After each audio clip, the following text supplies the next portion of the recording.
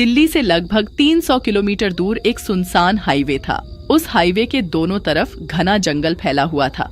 दिन में भी वहां कम गाड़ियां गुजरती थीं, लेकिन रात होते ही वो सड़क पूरी तरह वीरान हो जाती थी।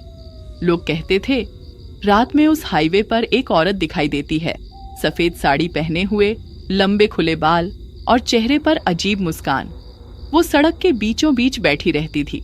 जो भी गाड़ी उसके पास रुकती, उसमें बैठे लोग कभी वापस नहीं लौटते थे। कुछ लोगों की लाशें जंगल में मिली और कुछ लोग हमेशा के लिए गायब हो गए। लोग उसे हाईवे वाली चुड़ैल कहते थे। उस हाईवे के आसपास रहने वाले लोगों ने अलग अलग खतरे के बोर्ड लगा रखे थे। किसी पर लिखा था, यहाँ रुकना मना है, तो किसी पर लिखा था, रात में इस हाईवे पर ना आए। लेकिन कई लोग उन चेतावनियों को अनदेखा कर देते थे। उनमें से एक था अजय, जो इन सब बातों पर विश्वास नहीं करता था। अजय पेशे से ट्रैवल व्लॉगर था। उसे रात में सुनसान जगहों पर वीडियो बनाने का बहुत शौक था। वह अक्सर ऐसी सुनसान जगहों पर जाकर वीडियो बनाया करता था।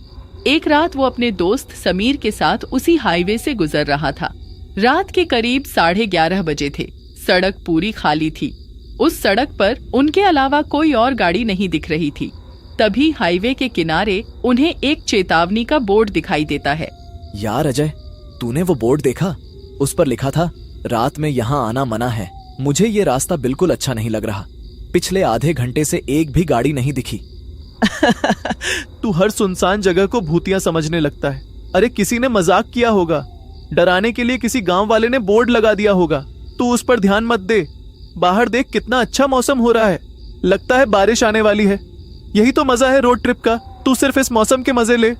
मजा तब तक है जब तक कोई मुसीबत ना आ जाए। अरे भाई, हम कोई बच्चे थोड़ी है। तू तो बच्चों की तरह डर रहा है। डर मत, कुछ नहीं होगा। तभी अचानक गाड़ी का रेडियो अपने आप चालू हो गया। अजीब सी आवाज आने लगी। समीर घबरा गया। ये कमबख्त रेडियो खुद कैसे चालू हो गया? मैंने तो कोई बटन नहीं दबाया था। और ये कैसी अजीब अजीब सी आवाजें आ रही हैं इसमें से? भाई, मुझे तो बहुत डर लग रहा है। शायद बारिश की वजह से सिग्नल गड़बड़ हो रहा होगा। लेकिन अगले ही पल रेडियो फिर चालू हो गया। इस बार उसमें किसी औरत के रोने की आवाज आ रही थी। धीमी, बहुत दर्द भरी आवाज। अजय, बंद कर इसे। अजय ने तुरंत रेडियो ऑफ किया। कुछ सेकंड के लिए गाड़ी में सन्नाटा छा गया। अजय, सामने देख। अजय ने सड़क की तरफ देखा और उसके हाथ स्टीयरिंग पर जम गए। हाईवे के बीचों बीच एक औरत बैठी थी। गाड़ी मत रोकना। अगर उसे चोट लगी होगी तो? क्या पता उसे हमारी मदद की जरूरत हो। तू पागल हो गया है क्या? कोई इंसान आधी रात को हाईवे के बीच ऐसे नहीं बैठता। लेकिन अजय ने गाड़ी धीरे धीरे रोक दी। हेडलाइट की रोशनी सीधे उस औरत पर पड़ रही थी। फिर धीरे धीरे उसने अपना सिर ऊपर उठाया। उसका चेहरा बहुत खूबसूरत था, लेकिन आंखें बिल्कुल अजीब, पूरी काली। पागल हो गया है क्या? कहाँ जा रहा है? मुझे कुछ ठीक नहीं लग रहा। वापस गाड़ी में आ जा। अगर इसे मदद चाहिए तो? वो धीरे धीरे उस औरत के करीब गया। सुनिए। औरत ने कोई जवाब नहीं दिया, बस चुपचाप उसे घूरती रही। इतनी रात में यहाँ क्या कर रही हैं? आपको कहीं छोड़ दूं? क्या तुम मुझे भी अपने साथ ले जाओगे? सोच क्या रहे हो? बोलो ना। उसकी आवाज सुनकर अजय के शरीर में सिहरन दौड़ गई। आपका घर कहाँ है? अजय, जल्दी वापस आ। तभी जोर से बिजली चमकती है और उस रोशनी में अजय ने देखा उस औरत के पैर उल्टे थे। उसकी सांस अटक गई। वो डरकर पीछे हट गया, लेकिन अगले ही पल वो औरत गायब हो चुकी थी। सड़क खाली थी। मैंने कहा था ना, ये इंसान नहीं थी। तुझे बाहर नहीं आना चाहिए था। दोनों जल्दी से गाड़ी में बैठे और आगे निकल गए। लेकिन कुछ देर बाद समीर ने पीछे देखने वाले शीशे में देखा और उसका चेहरा सफेद पड़ गया। अजय, अब क्या हुआ? पीछे देख। अजय ने शीशे में देखा। वो औरत गाड़ी की पिछली सीट पर बैठी थी।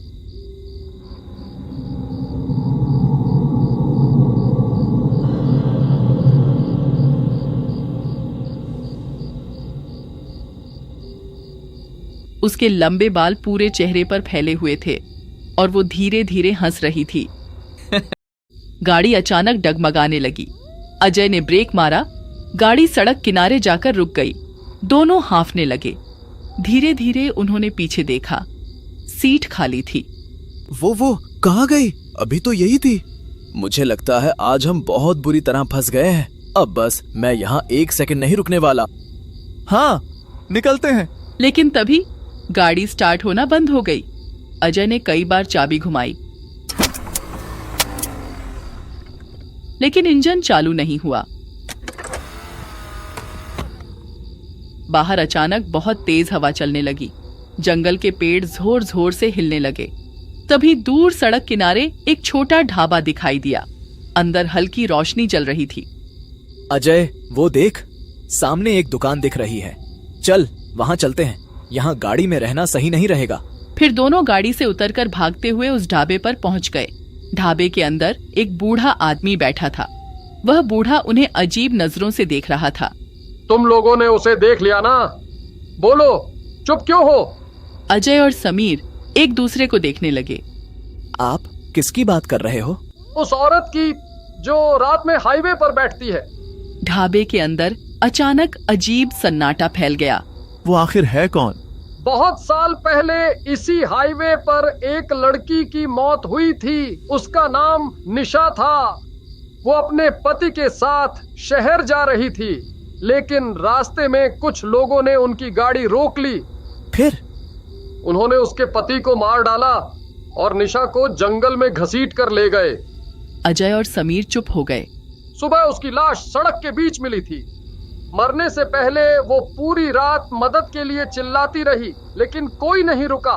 तब से वो हर रात इसी हाईवे पर बैठती है। शायद आज भी किसी ऐसे इंसान का इंतजार कर रही है जो उसे अकेला छोड़कर ना भागे। तभी अचानक पायल की आवाज ढाबे के बाहर सुनाई दी।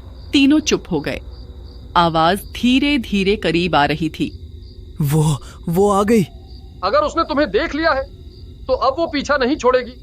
अचानक ढाबे का दरवाजा अपने आप खुल गया। बाहर अंधेरे में वही औरत खड़ी थी। वह उन लोगों की तरफ ही देख रही थी। इस बार उसके बाल हट चुके थे। उसका चेहरा पूरी तरह सड़ा हुआ था। आंखों से काला पानी बह रहा था, लेकिन उसकी मुस्कान पहले से ज्यादा डरावनी थी। हमने तुम्हारा कुछ नहीं बिगाड़ा। अचानक ढाबे की सारी लाइटें बुझ गईं। पूरा माहौल अंधेरे में डूब गया। तभी जंगल के अंदर से दर्जनों लोगों की चीखें सुनाई देने लगीं।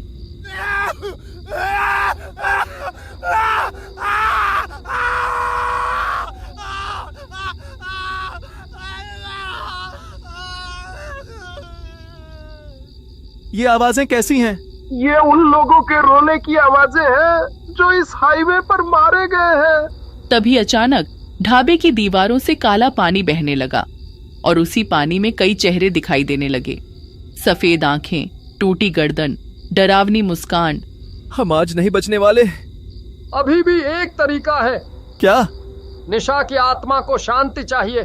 जब तक उसे इंसाफ नहीं मिलेगा वो ऐसे ही भटकती रहेगी। लेकिन इतने साल बाद इंसाफ कैसे मिलेगा?